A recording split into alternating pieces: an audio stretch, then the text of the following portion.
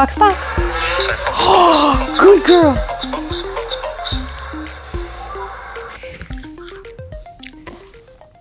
Hi, I'm Rochelle, and you're watching or listening to Box F1 Pod. Today, we're debriefing the Japanese Grand Prix. And if you are watching, my setting looks a little different, and that is because I decided not to cook today, which I know is wild because cooking Asian food of any kind is literally my favorite activity ever. But I literally brainstormed every possible dish I could make for Japan. I wanted to make omurice because that's what Yuki made for Liam last time they were in Japan 6 months ago. So that was what I was gonna do, but then I was like, there's so much moving back and forth, and like I can't be talking and like trying to make this omelet. And really all I could think about was sushi. So I got sushi. If you can see. It's a sakidon with ikura. My favorite. I won't be eating while I talk. In between talking. I made a yuzu limoncello spritz, which is a limoncello spritz with a bit of yuzu juice in it.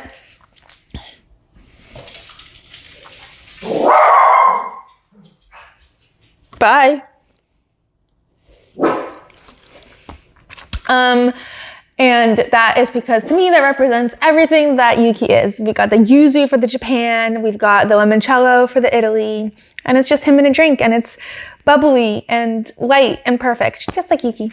Anyways, I've got my yuzu limoncello spritz, I've got my sakadon, and we're gonna be talking all things Japanese Grand Prix. There were cherry blossoms, there were adorable Japanese babies like everywhere, and there was some really good racing. And we're gonna talk about all of it, but as usual, let's kick things off with the digital warm-up.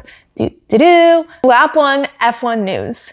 So Logan is driving with Alex's repaired chassis. And honestly, I find the whole situation so appalling. Like, yes, okay, I understand in theory and in practice that it would take much longer and way more effort to disassemble the car they just assembled to reassemble it as Logan's original car. And it makes much more sense to reassemble Alex's broken car to be Logan's new car. But it's just like rude. The whole thing just screams disrespect. And like, yes, logistically it makes sense. Yes, we all get it. We all get why they're doing it. We all get it. But it looks terrible. It feels terrible. Like all of this work that James Vowles put in to building Logan up, he just keeps destroying with every new like car that he makeshift builds. Like these cars that they're building is like, in my brain, they're like the Fast and Furious cars that they like put together from junk, except those cars are actually fast. Anyway, I'm still not over it. And like, I keep seeing online people being like, oh, you really thought that the James Vowles that was like, Valtteri is James, was dead? Bitch, please. He can come to the phone right now because he's still alive and well. And the comforting, reassuring, supportive mentor that we all came to love, that I really trusted, is just gone. And in his place is yet another ruthless team principal. And I think I'm just still processing that. Anyway, Fernando does not have a contract next year. He was asked whether he would go to Mercedes, but he says that they're behind him on track, and so it doesn't feel like that great of an idea, which fair. This is a couple weeks old, but I didn't get a chance to talk about it last episode, but Susie Wolff has filed a criminal complaint against the FIA. She says that there has not been any transparency or accountability in relation to the conduct of the FIA and its personnel in this matter. I feel more than ever it is important to stand up, call out improper behavior, and make sure people are held to account. While some may think silence absolves them from responsibility, it does not. Good for her, honestly. Like, the whole situation was so wild and so bizarrely handled. Like, even though they dropped it, which was great of them, way to go, guys. I just find it weird that the like fervor with which they picked that up does not exist in the Christian Horner situation. I understand they're completely different situations. for completely different reasons. But at the end of the day, you know what's one thing that is very obvious, a difference between the two? Sexism. All right. Next, Max's comments about F1 Academy. All right, so everyone's really quick to jump down Max Verstappen's throat for everything, but what he said about F1 Academy, and he actually, there's a picture of him holding the pole tire for the pole sitter for F1 Academy. So he's supporting, they're all required to support and to some extent, I believe.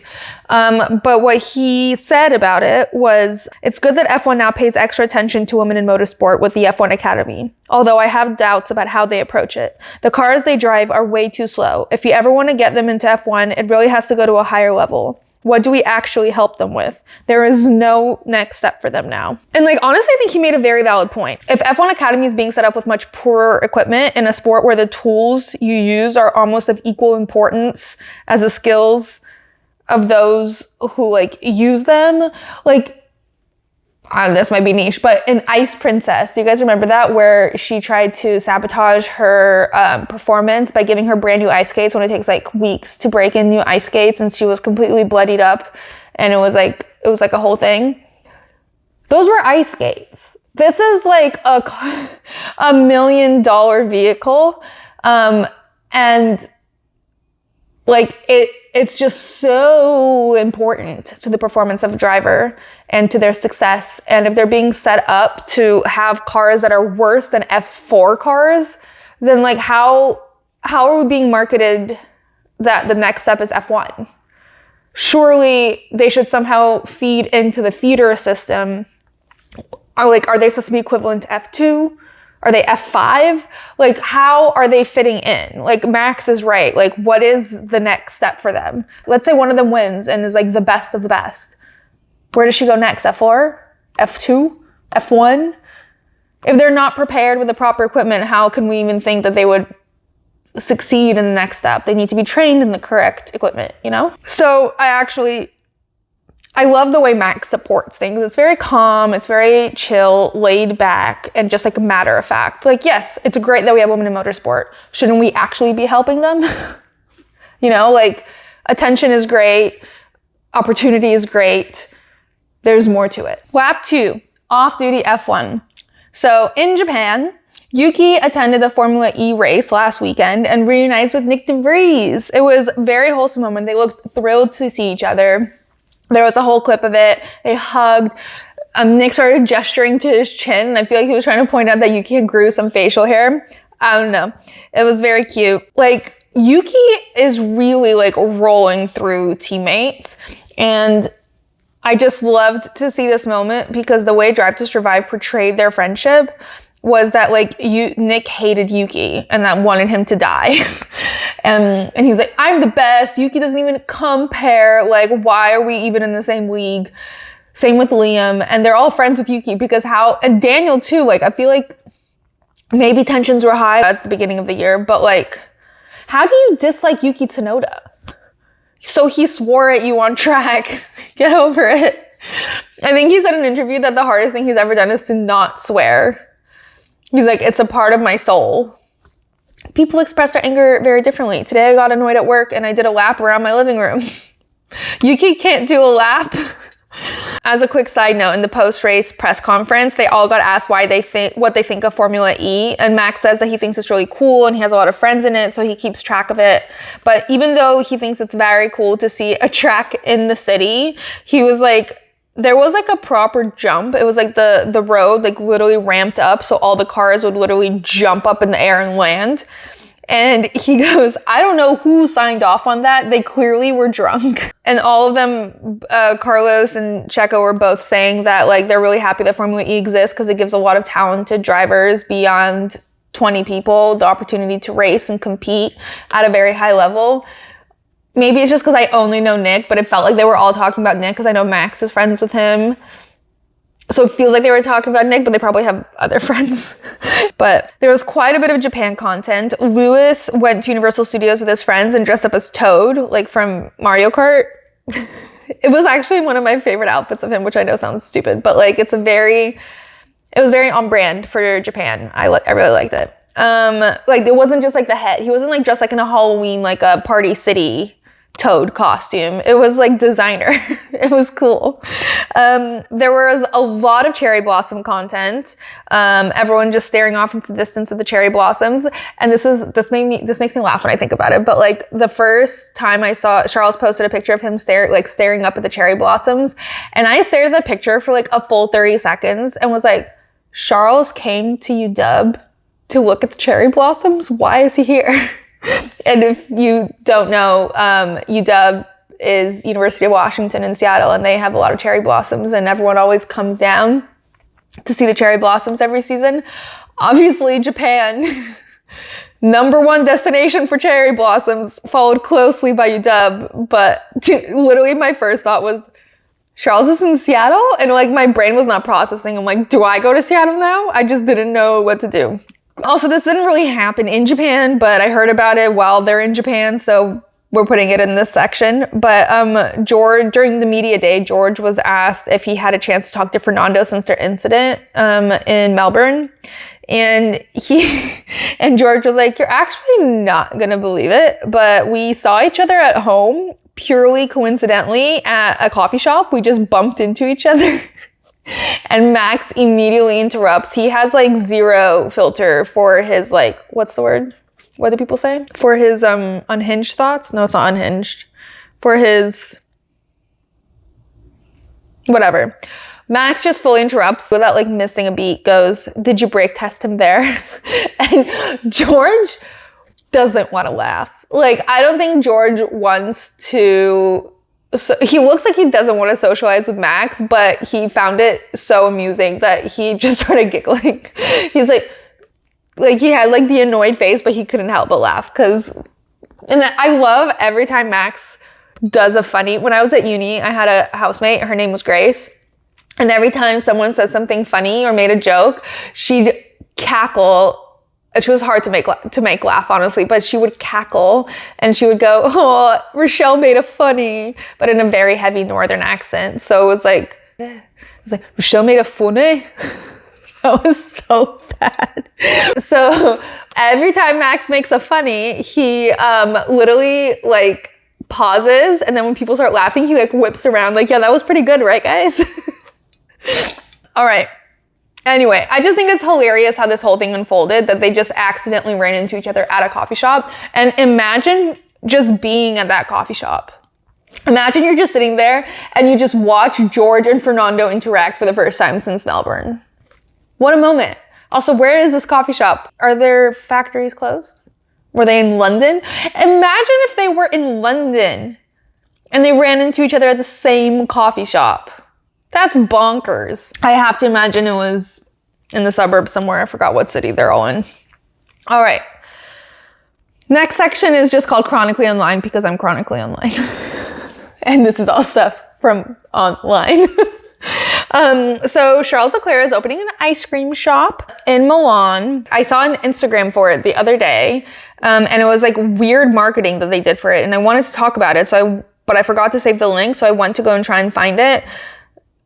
But I forgot the name of the ice cream shop. So I Googled Charles Leclerc ice cream shop. And the first thing that popped up was an article. I'm going to read you the headline. And like, I died. This is the headline. F1's quirkiest star, Charles Leclerc, begins selling ice cream.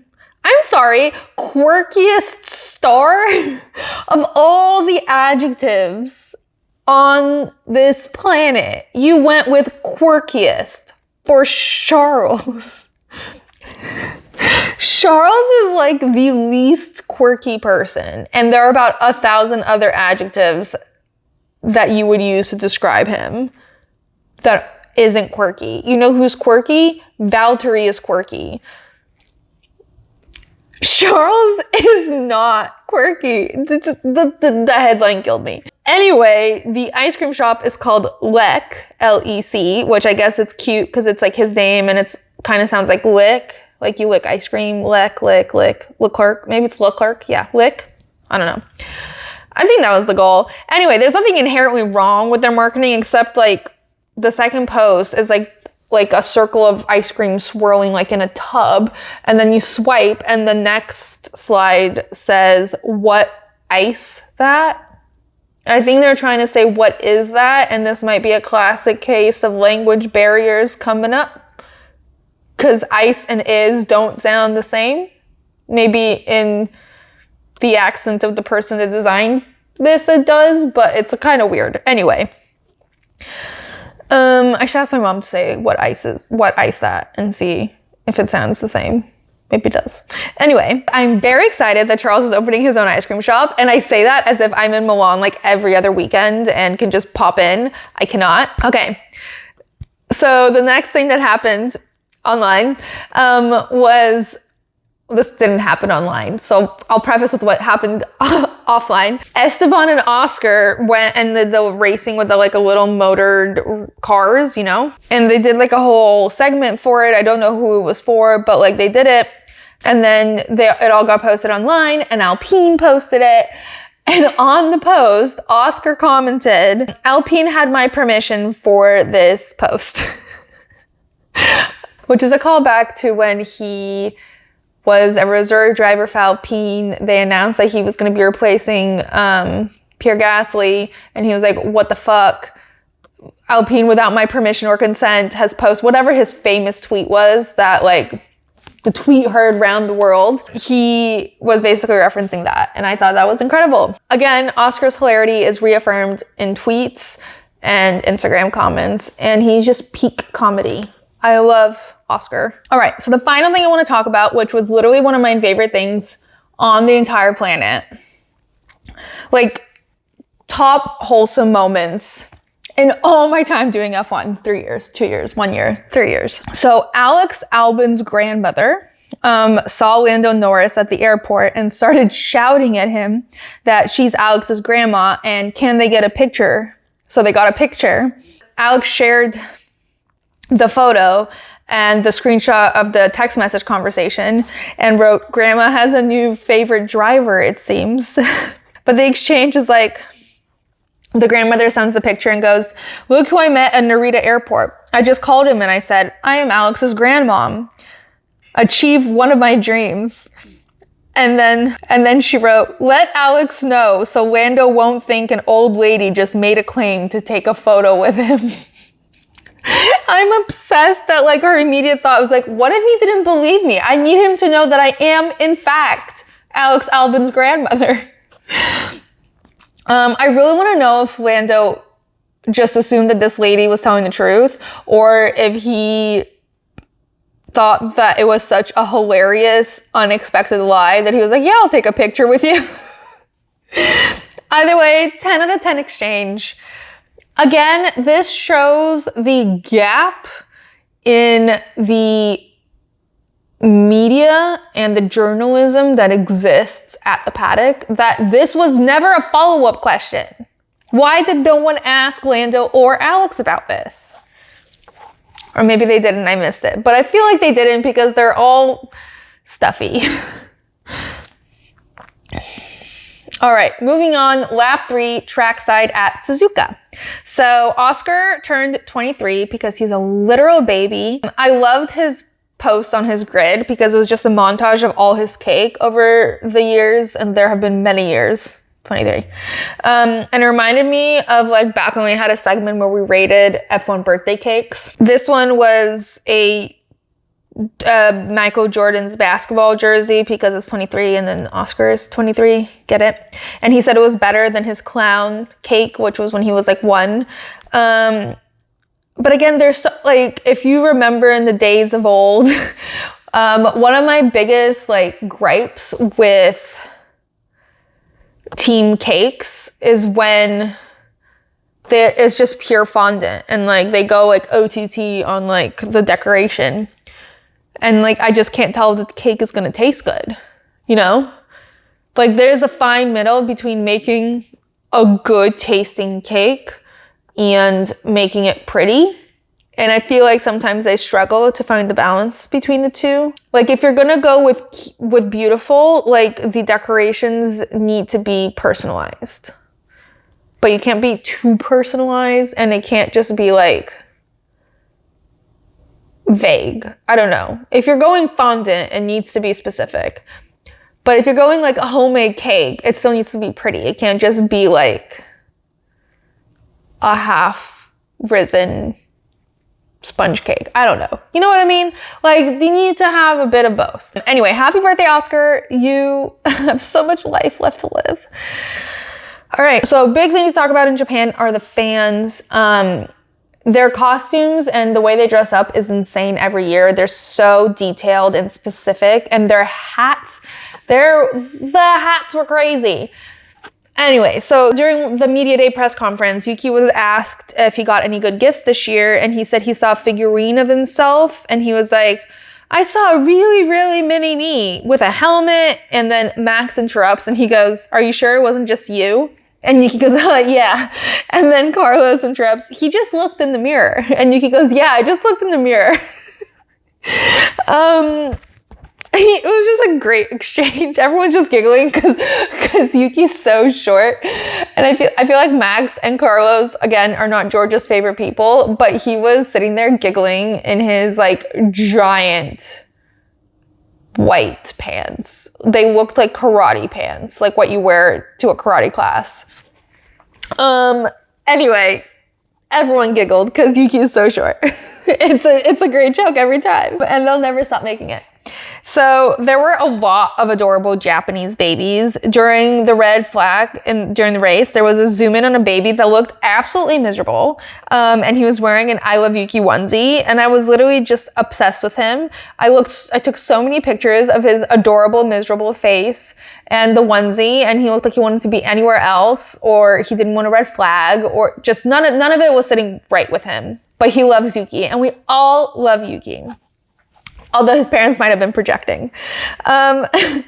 Which, speaking of, during a fan event, George and Lewis are on a stage, and all of a sudden you hear, like, in the loudest possible little voice, this tiny little child go, literally just like shrieking, George, George, George, at the top of his damn lungs. It was literally the Charles Leclerc kid in Saudi all over again. And he caught their attention, so they brought the little child and his father up on stage, and the kid is wearing like a button-up short sleeve shirt covered in hearts, and George doing his pose on it.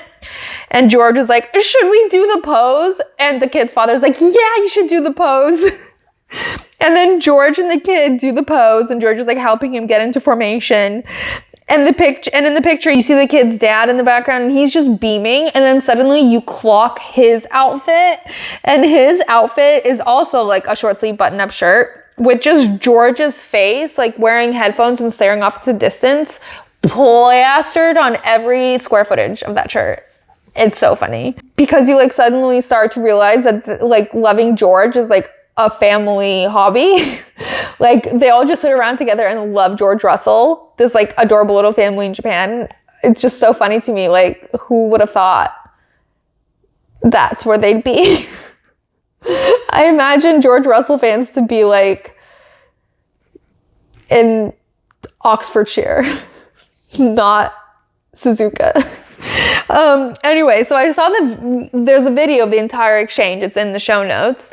And in the video, you can see that photo that George Russell posted was taken by Lewis Hamilton. So like George and the child are posing for the official F1 camera, and like Lewis comes like bolts off his little stool and like jumps up in front so he can take like gets into full like squat position to take this photo, and he's like grinning from ear to ear. Everyone is grinning from ear to ear. This child was a star of the weekend. I cannot get over him. It was just all very funny. All right, moving on to a slightly sadder topic. So Charles paid tribute to Jules Bianchi with his helmet. The caption on his post was, "A special helmet in memory of a very special person for me." Why am I crying again? 10 years this year since we have lost Jules here in Japan. So many memories together that I'll never ever forget. I miss you, and I'll do everything to bring that helmet to the top step of the podium on Sunday. Charles just always makes me cry. His life is he's had such a series of unfortunate events. It's just heartbreaking. Anyway, thinking about Charles and Jules is so heartbreaking every time. I keep getting TikTok edits. If TikTok is listening to me, stop sending me these edits because they make me sob like a fucking child all day. I do not need to see any more Charles and Jules edits. It breaks my heart. I cannot look at them. Please stop. It's too much emotion for me on a day-to-day basis. All right, moving on to the national anthem. The way this is set up, I feel like Yuki, I don't know if I was misunderstanding. It was 10 p.m. at night. I was like half asleep, which shows you how exciting my life is on a Saturday night. Anyway, Yuki was like, I think pushed up to the front ahead of all the other drivers with his little child during the national anthem. It was very weird. But like one of the things I noted, and Ted Kravitz, I want to say Ted Cruz, I don't know why, but Ted Kravitz makes a note of this later. This is like the most polite crowd in like the history of F1. But I think this is the first time, and I don't know if I've just not paid attention before, but I think this is the first time where I saw just like, as soon as the national anthem started, just the immediate removal of hats. Like it almost looked edited, like the way like all the hats came off unanimously across the grandstands. And then as soon as the national anthem ended, the hats like in sync all went back on their heads. I don't think I've seen that in any other race, unless I just wasn't paying attention. But I just thought, again, polite, respectful crowd. I do remember that one clip of Max telling his little child to remove his hat during the national anthem. So I know the drivers do it. I've just never seen such like a synchronized motion from the entire crowd. One more thing to know about the pre-race everything. They zoomed in on Lando preparing for the race, and he was putting his music in, and he uses wired earbuds. Like, what is ex-DJ Lando Norris doing with wired earbuds? Get yourself some Bluetooth headphones, you weirdo. Also, you're like 23. Your generation does not know what wired earbuds are. Anyway, on that note, that concludes the digital warm-up. On to the race ride. We're in Japan during the season of the cherry blossoms, so Japanese fans are polite, creative, and totally awesome. Like George Russell did his pose with the cutest little fan. Who knew George's biggest stan would be a baby from Japan? Speaking of little Japanese cuties, let's give it up for Yuki, a champion of stomachs and hearts alike. We'll hear Danny win the #1 guy on the team fight. Not even a lap after lights went out and away they all went, we got our answer, which was Danny no longer going full send. A pure racing incident resulted in Alex and Daniel in the wall and out of the race. It's a red flag, lol. Fingers crossed Logan won't once again be displaced. Once we're back on track, we say bye-bye to Max.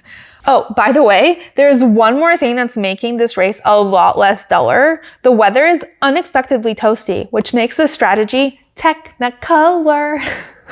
Everyone is on different tires and planning different numbers of stops. Let's shout out Charles, who came into the pit lane just once to box. You know, it's crazy. We actually got some racy racing. Fun overtakes, a clogged pit lane, and Lance's voice cracked, which was amazing. So despite having the same result as usual, Max, Checo, and Carlos as our top 3, it's about the journey, not the destination. And I will take that as a victory. And of course, let's not forget our hero of the day, Tsunoda Yuki, who brought his team into the points in his home race of Suzuki. And with that, we bid sayonara to the Japan GP. Next is China, where we get our first sprint. Whee! Okay, on to analysis. So in quali, Logan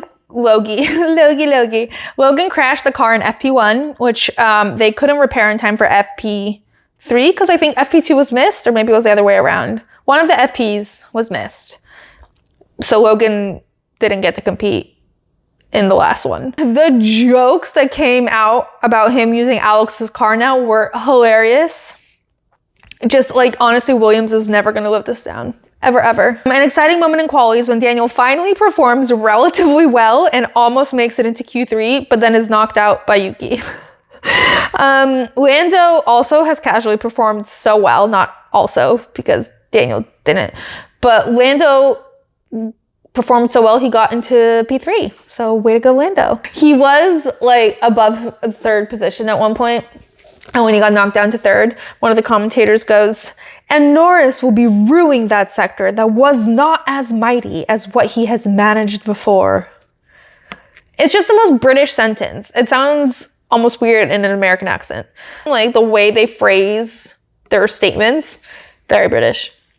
Which makes sense because they're British. And in the post-quali conference, this made me laugh. Checo is asked why he's feeling more comfortable in the car. And he said, as Carlos would say, stop inventing. Carlos says stop inventing a lot. There was also a moment when Charles complained over his radio because he didn't understand what was happening, why things were going so badly. And people started calling him like emotional and like over the top and like all of these things. And like the way Charles is treated for the way he expresses his emotions is the way women are treated for expressing their emotions. Because first they say he's not assertive enough and he needs to be more dominant and tell the team what's what. And then he complains and they're like, why is he being so emotional? Can he just calm down? Leave the man alone. Anyway, the starting grid for the race is as follows. Max, Checo, Lando, Carlos, Alonso, Piastri, Lewis, Charles, George, Yuki, Daniel, Nico, Valtteri, Alex, Ocon, Stroll, Gasly, Kevin, Logan, and Guan Yu, Joe Guan Yu, and Guan Yu, and Joe. All right, moving on to the race. So before we even had a chance to start, like literally in turn 2 of lap 1, 2 cars are out before they like even started turning into turn 2, and it's Danny and Alex. Alex was 3 places behind. Daniel popped out almost immediately out of the car. We get a bit of a delayed radio from Alex saying, I'm okay, and I think he needed help getting out of the car. Upon review, it was clearly a racing incident. Whatever happened, it wasn't either of their faults. But what made me laugh was that as soon as Alex's I'm okay radio played, the commentator goes, but is the chassis okay? Like their concern with the chassis was comical.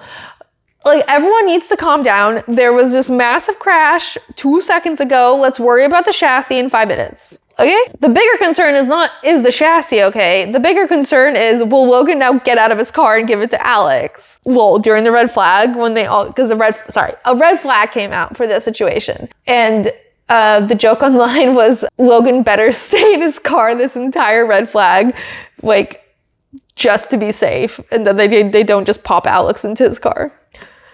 Again, Williams will never live this down. I do have to say that it must be so annoying to like start doing your job and immediately get stopped like as you're like mid-movement. You know, like you're like, it's like starting to jump and being told to stop, and then you have to like get out, put on your baseball hat instead of your helmet and like go talk to your engineers. Like you just got into the mode. It must be so annoying. Anyway, they started replaying as they do during red flags. They have nothing else to do, so they replay all the radios. It was very sweet to hear how I need to stop crying. It was very sweet to hear how almost every driver, their immediate question was, is everyone okay? Charles did, and this is very sensitive for him on this particular track. Yuki asked if they were okay. My favorite "Are they okay?" one came from Max, because he went, are they okay? And GP responds, yes, Daniel is out of the car. Maybe Max wanted to know about Alex too. Where was the Alex update? GP was just like, oh, he probably only cares about Daniel. Let me just update him on Daniel. Another funny thing that happened during this was they showed everyone back at the garages. Daniel was back and like reviewing with his engineers and staring at the screen, and it's like zoomed into his face, and then the cameraman pans out and you just see Liam Lawson standing right behind him, like watching the same screen. And the memes are just never gonna end. Again, like some people will just be mocked forever, and Liam Lawson like standing behind Daniel like That wasn't the face he was making, but that was the vibe we were all getting. That's the vibe of the memes. It's just like, can I go? Is it my turn? Also, I just don't know what this bad luck is for Williams. Just like, what is happening to them? What is happening to Daniel? Like, all of this is just so wild to me. Anyway, at the restart, it was a standing start, but with a new order because they had gone a full sector. So the FIA was able to clock a new order. So it was any overtakes that happened, qualified. At the restart, like, Max had a decent start, but the only one I noticed was Yuki, who like flew the fuck forward to the point where I was like, is that legal? Like, he just lunged forward. And then, sorry, I'm reading my race notes and I just have one. It was like 11 at night at this point. One of my notes is, great news, guys. We've made it past turn 2. That was great news at the time. But a funny radio that happened around lap 4, just like right after the restart, was Esteban going on and saying, Pierre has hit me in the side. Let me know if it's okay. And as I heard that, again, middle of the night, I was like, is he asking if it's okay that Pierre hit him? But now I realize he's asking if the side of his car is okay and if he can continue forward. Which, speaking of, sorry, I'm gonna skip to radios really quickly. There were 2 funny radios. The second one was also Esteban's radio, where his engineer goes, okay, Esteban, we need you to really push. And then Esteban responds, I am pushing. He was pushing. And then the second radio is like, you really have to hear it to believe it sort of situation. Let me just play it. It was Lance's towards the end, and his voice cracked to the point where, like, I don't think I've ever heard anything quite like it.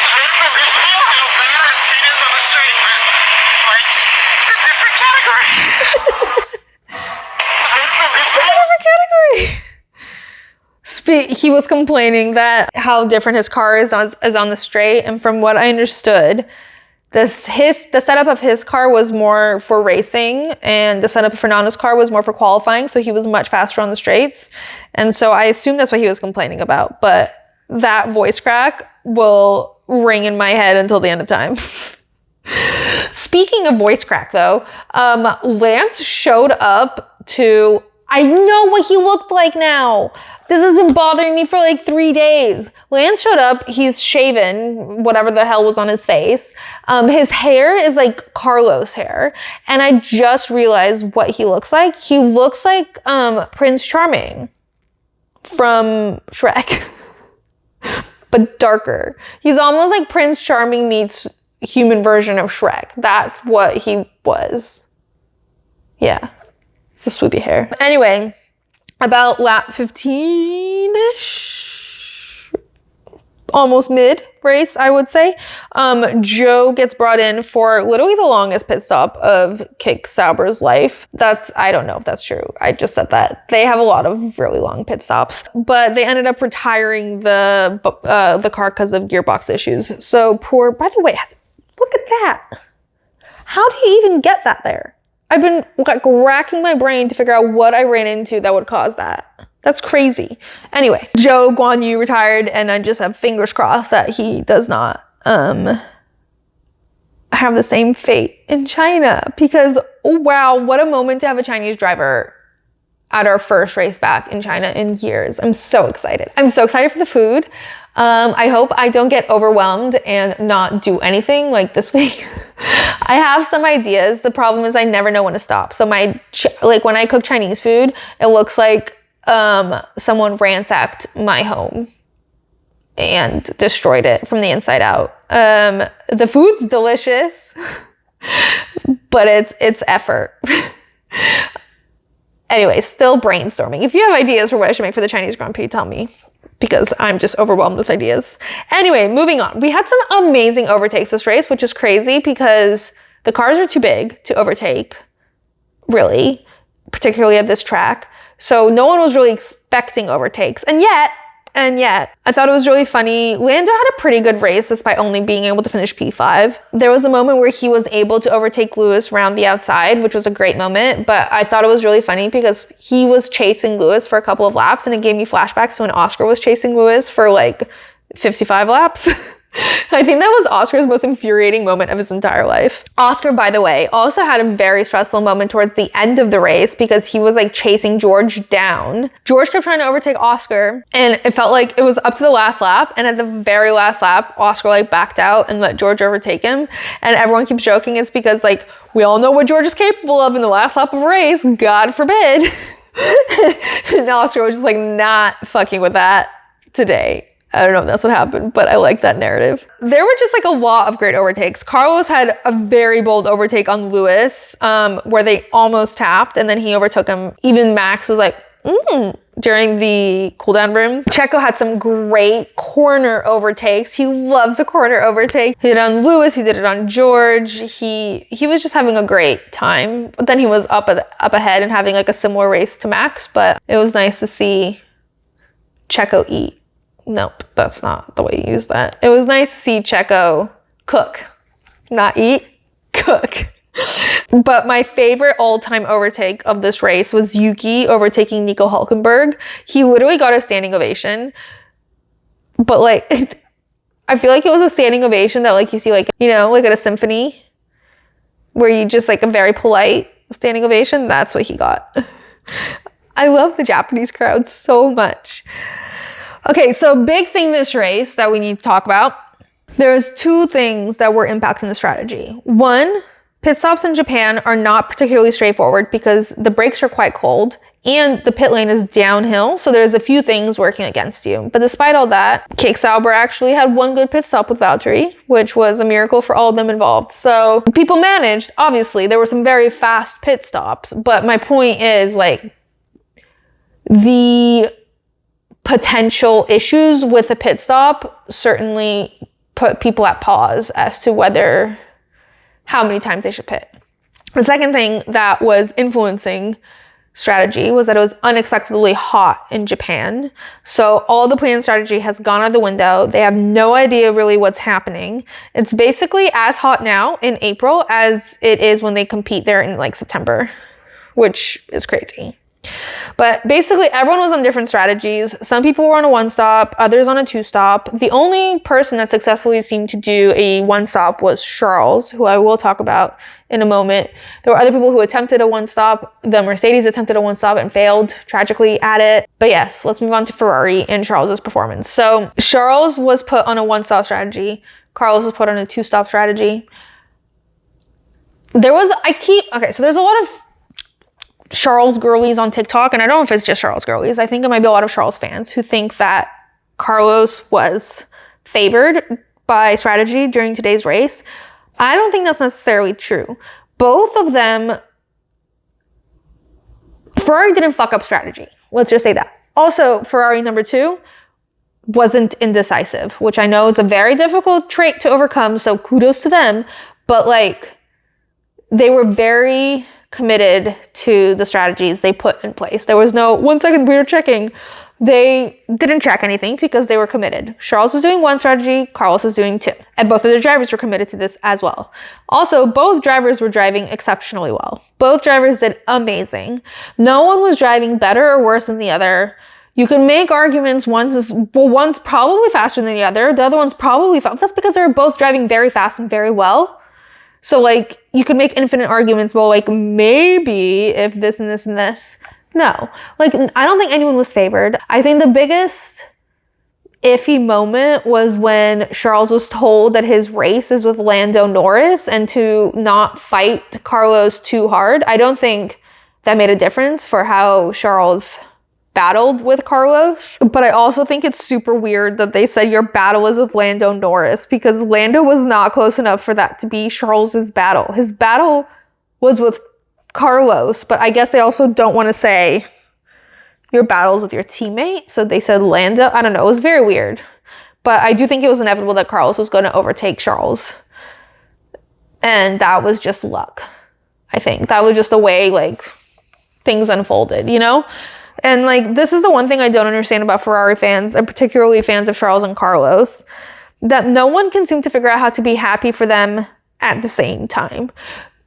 When Carlos was winning last week, everyone was saying, well, see, Ferrari made a mistake. They should have dumped Charles. And then this week they're saying, well, Charles was clearly faster than Carlos, so why are they favoring Carlos? They dumped him. Both can be good. In fact, both are good. That's why they were always one of my favorite teams, because they seemed so equally matched in different, they both had their strong suits, you know, like Carlos is very strategic and smart the way he approaches his driving, and Charles is just very, very fast. And together they make like a very good team because they're almost evenly matched. Why are we pitting them against each other? Why can only one succeed and the other one just combusts? Like, we can be happy for both. It's not one or the other. I just don't understand. One of them doesn't have to suck while the other one is doing well. You know, they can both be doing well. Anyway, their strategy was fine. They both maximized their respective strategies. They both performed at the top level for themselves. 10 out of 10. No one deserved anything over the other. People are dramatic. Other highlights, towards the end, this was right before George overtook Oscar. Oscar was behind Fernando, and it seemed that Fernando was trying to pull a Carlos Sainz. It was literally like, it seemed that Fernando was trying to do the Carlos, like the move from Singapore, where he was like towing Oscar to benefit him, but also to keep the Mercedes at bay. Poor George is probably getting PTSD. He was asked about this after the race to confirm whether that's in fact what he was doing. And his response was, I can't say anything about this because the FIA might disqualify me completely. Always digging. He's always sassing someone. One more thing I want to talk about is Yuki's performance. He did so well all weekend. In fact, he's been doing well all season. Actually, he's been doing well even since like the end of last season. Like, he's been consistent and calm performing. Yes, he had that little outburst at the beginning of the year, but I'm choosing to move past that. I think he is a leader for the team, and I don't understand why people say he's not. I also don't understand why he's never in the discourse about who will take the Red Bull seat, besides the fact that I think Checo should just keep it. I just don't understand, like, people are talking about how if Daniel performs well, he can move on to Red Bull. If Liam takes over Daniel's spot and then performs well, he can move on to Red Bull. The statement is never Yuki can move on to Red Bull, because if you look at it, he's outperformed his last two teammates. He's taken control of the team. He's been good. He's been consistent. He's been P11 basically every single race and above. Like, all the points they have are due to him for the last like season and a half, you know? Anyway, he finished P10 in Japan, which means he earned a point for his team and his first point in Japan. And I think he's the second Japanese driver to earn a point since like some man at some point a long time ago. That was great stat. You're welcome. Also, there was this one point in time, like towards the beginning of the race, where Lewis radioed in and was like, should I let George pass? And then they decided that he should in fact let George pass. And I just think it's funny because he like literally does not give a fuck. In the media pen after the race, he was asked if he's excited to see Ferrari doing so well. And his response was like, do you not have any better questions? And then he literally just walked away. Bro needs to chill. Like, I love this DGAF attitude, but like, for that question, I think that's a fine question. Let me clarify. I think it's a fine question as far as sports questions go. Most of them suck ass. Like, the standard is like a below average question. So in that case, it was fine. Like, not worth walking out of the room for. Anyway, moving on to post-race, there was one moment that was so wholesome, was Checo and Max drove side by side after getting P1, P2. And Yuki was right in between them because it was his home race. So they all drove in formation down the track and everyone cheered for them politely, of course. And it was just so cute. I'm so glad they included Yuki in that. All right.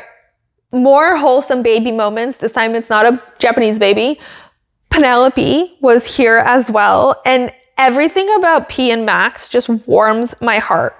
When he weighs himself, puts on his little hat, and then he goes over to hug everyone again. And he like literally goes to hug her first. Her arms are outstretched and they like, it's just so cute. She's so happy for him. And then when they're on the podium doing the national anthem is ringing out over the entire circuit, and you just hear Max, Max, Max, and she's like waving her little arms so frantically, and you can see he's being respectful of the anthem, but he's like smiling because it's so cute. He can't wave back at her, but he's smiling.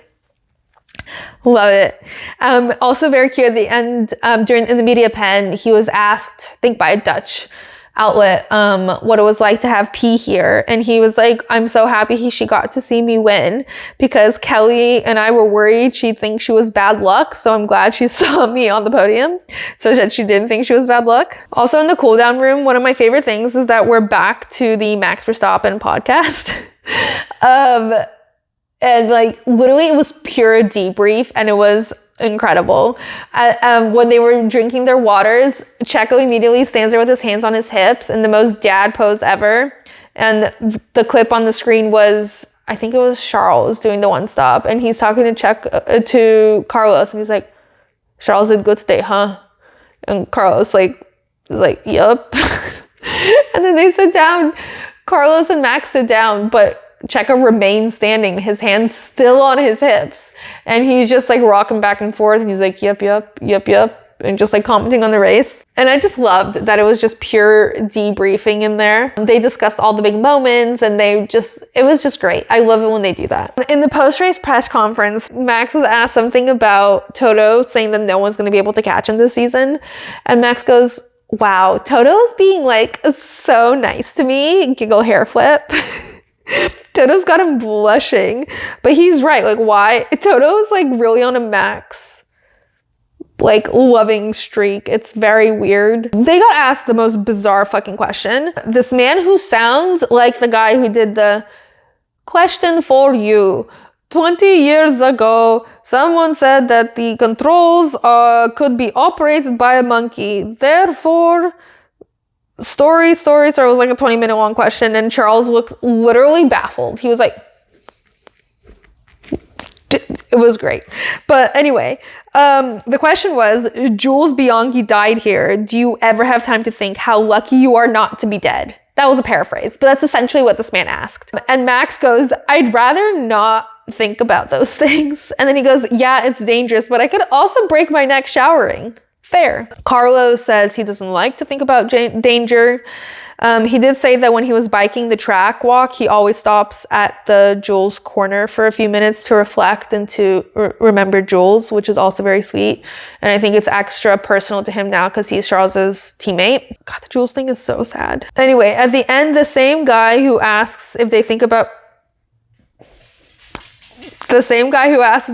danger all the time was like, speaking of danger, even though it was like 10 minutes after the last question, but he was like, who is in more danger, you or your dads who rally? Also, just like this dog, is this man okay? What is this line of questioning about danger? Does he have nothing positive to ask? Anyway, Carlos says he definitely feels more in danger for his dad than he does for himself. He's like, also my father is 60. He's had enough risks and rallying is not safe. He's like, I keep telling him to stay at home, play golf, spend time with my mom. And Max immediately interjects again with his with just immediate thoughts just spilling out. He goes, maybe your mom is happy for him to go. And Checo's like, yeah, your mom's like, please go. Okay. Carlos kind of laughs and he's like, I think it's just better for my dad to get everything out of his system for a couple months of the year and then come home. Max says that when he sees his father's onboards, because his father rallies now, he says, when I see my dad's onboards, I definitely think he's in more danger than me. And then Carlos goes, a couple weeks ago, like in Bahrain, your dad was showing my dad his like incidents. So now they're like sharing their moments with each other. Like, what do you think? And then they like exchange pace notes or whatever. I don't know what a pace note is. And Max, I guess it's notes on their pace. And Max says, my dad normally likes to blame everything on his pace notes. But yeah, Max says he has a lot of respect for people who rally, but he prefers F1 because of the trees. He says that the F1 track is designed to withstand impact, but trees don't move. True. So they have this whole conversation about their fathers and rallying. And Checo just goes, don't worry, guys. My dad's a politician. So he's in more danger for sure. And everyone just starts laughing because it's like, why is your father a politician? And also, lol. Also, imagine Checo's father rallying. Like, imagine him as any sort of motorsport driver. It makes me laugh. All right, so the driver of the day was Charles. Very well deserved, very well earned. I just want him to get a streak of good luck. You know, like, I'm sick of it. I'm sick of all of this. P4 is great. Driver of the day is great. He drove wonderfully. I need him to have some good luck to match his skills and what he deserves, you know? And the dick in the box is whatever witch has put a curse on the House of Williams and Daniel Ricciardo. Like, what is happening? Is it the Monaco witch? Is it another witch? I don't understand what is going on at Williams. They have just had catastrophic luck over the last few races. Just, they keep crashing. Also, remember the first race, the wheels, the steering wheel was doing like things on its own. Like, it would just switch modes on its own. That's witch shit. That's witchcraft, I'm telling you. And Daniel Ricciardo might just be past his prime, which no one wants to admit, believe, or want for him. But like, what is happening? The only other plausible explanation is witchcraft. So dick in the box is witchcraft. All right, so the results of the race are Max, Checo, Carlos, Charles, Lando, Fernando, George, Oscar, Lewis, Yuki, Nico, Lance, Kevin, Valtteri, Esteban, Pierre, and Logan. And there were 3 DNFs, Guan Yu, Daniel, and Alex. The current standings are Max with 77 points, Checo with 64, Charles with 59, Carlos with 55. Hey, that's his number. Lando with 37, Oscar with 32, George with 24, Fernando with 24, Lewis with 10, Lance with 9. Lewis is 1 point ahead than Lance in the Drivers' Championship. That's crazy. The Constructors is Red Bull with 141, Ferrari with 120, McLaren with 69, Mercedes with 34, Aston with 33, RB with 7, Haas with 4, Williams with 0, Kick Sauber with 0, Alpine with 0. They're like last. Like, only so much longer will Travis Kelce wear his Alpine cap in public. They need to fix some shit. I bet Otmar feels really smug, but obviously they're not feeling because he's gone. I don't know what is happening over at Alpine. Anyways, that's it for the Japanese Grand Prix. Next up is the Chinese Grand Prix in just a couple of weeks. Literally cannot wait to cook. Cannot wait. Again, if you have any ideas, inspiration, thoughts on what I should cook, let me know, because I have about 800 meals in my head right now. Also, if you could, I would very much appreciate it if you subscribe, review, and even share with any potential boxes. And always DM me your email or email me your thoughts, ideas, questions. And in the meantime, follow me at BoxBoxF1Pod to keep up with all things in between races, because I share a lot on there as things come out. Anyway, see you soon in China. Box.